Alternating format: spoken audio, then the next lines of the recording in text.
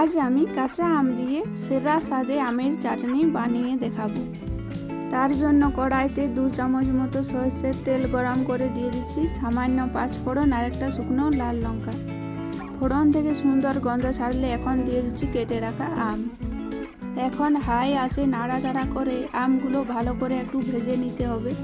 আর এই পর্যায়ে নুন দেওয়ার দরকার নেই, কারণ এই পর্যায়ে যদি নুন দেওয়া হয় তাহলে আমগুলো একদম গলে যাবে। মিনিট 3-4 সময় নিয়ে আমি আম ভেজে নিয়েছি।